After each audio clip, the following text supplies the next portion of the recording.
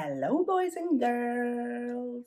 Today's case is a murder video, murder files. I feel like I haven't done a murder one in ages. I'm trying to think what the last one I done was.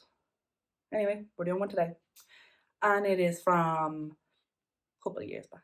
So, the 29th of June, 1871. We are in Newtown Stewart, which is in County Tyrone, up in the north of Ireland, in Northern Ireland, depending on your preference. It's part of Fat Dad, for anyone who's outside of Ireland, because I assume if you're in Ireland, you know that. Fat Dad. If you want to remember the counties of Northern Ireland, it's Fat Dad. Fermanagh, Antrim, Tyrone, Derry, Armagh, Down. Anyway, we are at the Northern Banking Company, and the bank teller or the cashier is a 25-year-old named William Glass. His boss, the bank manager, who lives, I think, in the building kind of behind it, Mr. Stratton, he's actually away at a cattle fair at the moment in Drumquing. So he's obviously there because if people need change and money and stuff, I think that's why he goes. And so his maid, Fanny McBride, who obviously is working upstairs, comes down to check the clock. It's 1871, you only get one clock. So she comes down and she goes through the corridor and actually notices that there is blood coming from under the door of the office of William Glass. So she runs off and gets help. Don't try see if the person is still alive and needs help. No, just run off. Anyway, so police and stuff arrive, and the body of William is found dead, lying in a pool of blood. He has several cuts and hacked into his head, and a copper file through his head from ear to ear. The cash box or safe, I've seen it kind of referred to as two things, has been, opened and rifled through, and there is £1,600 gone. And in today's money, that is closer to 200 grand. The county magistrate, William Scott, calls on Inspector Thomas Montgomery from the Royal Irish Constabulary to come and investigate. So he arrives. He's actually friends with William Glass, so I'd say you would think it's an awful thing. You'd actually wonder maybe if he's not supposed to investigate. But anyway, and incredibly, his first suggestion is suicide. And so obviously the rest of the team are like, no, I don't think he could have done these things to himself. So then he orders a search for the murderer. Montgomery didn't follow protocol. So he got the body removed sooner than it could, I'm assuming, before the doctor or something could come, or the pathologist. He didn't tell the local police stations about the murder. He didn't inform the Inspector General in Dublin about it. Another officer did a couple of days later. And he would actually implicate Montgomery because he was actually one of the last people seen leaving the bank. Now, he doesn't deny this. So he's obviously implicated, as a suspect or a person of interest because of that. He did, however, telegraph the District Inspector, William Purcell, who was from Omagh, to come and to help investigate. At midnight, the 29-year-old Montgomery told the team that he was going home to get a few hours sleep. However, at 2 a.m., William Purcell, who was on his way from Omagh into the town or whatever, met him at an area called Grangewood. It's like a wooded area outside the town. And Montgomery said that he was on his way to check the Northern Rail Company, the trains and stuff, because there was a strike on, and he was afraid things might have been damaged or stolen. So the two of them then actually head back into the town and start discussing the murder. And Montgomery says to Purcell, does he think that the last person seen coming out of the bank could be convicted if there was no blood on his clothes? And Purcell said, no, I wouldn't think there could be. Only a few hours later, Montgomery was seen again outside Grangewood. 3 days later, Montgomery was arrested for the murder of his friend. So, with a bit of investigation, it was found that he was in financial distress, financial worries. He was newly married and they had a baby on the way. And it seems that he swindled money out of family and friends for railway stock, but it wasn't actually a thing. And so then obviously he just owed a lot of money. And one of his colleagues told him that he wanted his life savings of £30. Now obviously today it's a lot more, but it just seems like I want my £30 back, my life savings, by the 1st of July, or he was going to make a complaint to the RIC. And obviously if that happened, Montgomery would lose his job.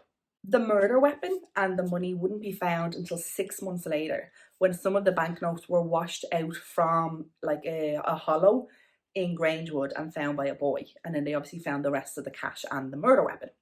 The murder weapon was a handless bill hook. I'll try find pictures and put it up if I can. And it seems like lead was smoldered in to like make a handle and to add weight to it and stuff like that. Smelted is the word, not smoldered. And James McDowell would later testify from he was like from like a local shop or hardware place, that Montgomery had actually had lead delivered to his home 2 weeks earlier. So it went to trial, but the first trial would be a hung jury, and his like financial, the details of the financial stress and the distress and stuff wasn't allowed to be put in. And then for the second trial it was. And then that was still a hung jury because they basically said that what he was wearing, he couldn't have carried the cash and the weapon and stuff on him.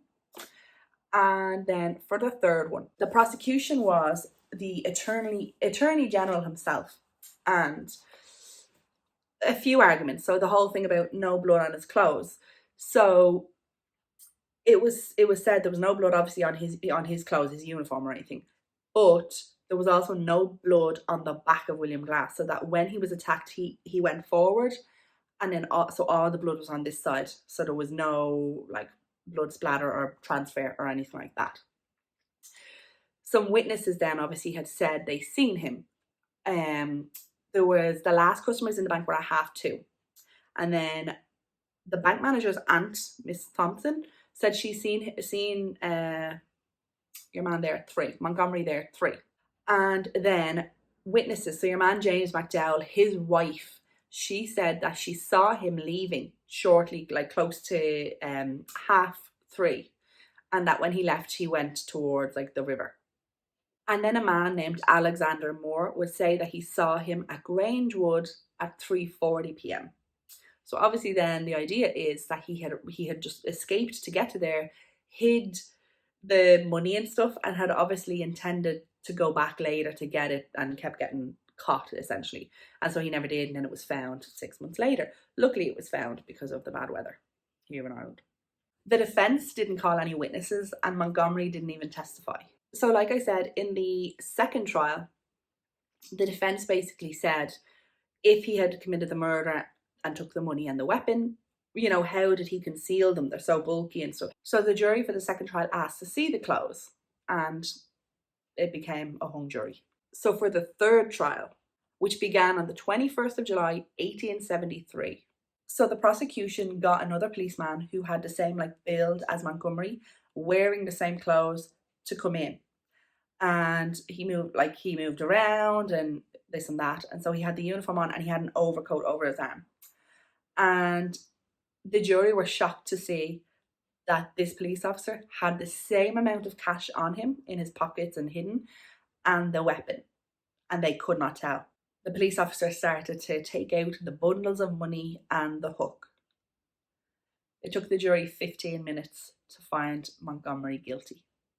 Before sentencing, he was asked if he wanted to say anything, and incredibly, he confessed and said that he'd done it, but that he had been insane at the time, and tried to blame like his father-in-law or his uncle or something for poisoning him and causing him to become insane. Montgomery was sentenced to death by hanging.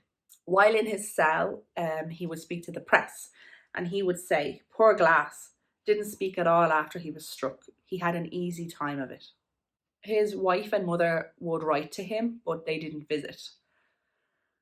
And he actually wrote to the family of William Glass asking for forgiveness and received no answer back. On the 26th of August 1873, Thomas Montgomery was hanged at Omagh Jail.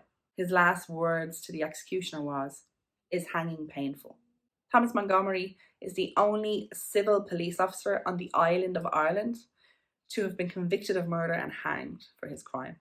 In a 2012 news article, the bank is still there, Northern Bank, well it was in 2012, and it was going to be closing in the June, and up until then the counter where William Glass must have leaned towards or something that had bloodstain had obviously been kept. It had obviously been there, and when they refurbished it years and years later, they kept that piece of wood, and it was like framed in glass in the bank.